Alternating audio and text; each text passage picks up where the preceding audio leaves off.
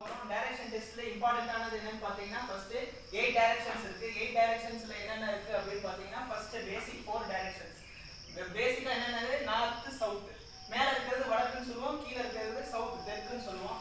உங்களுக்கு right side எப்பவுமே கிழக்கு. கிழக்கு இந்திய கம்பெனி தெரியுமா? அது கூட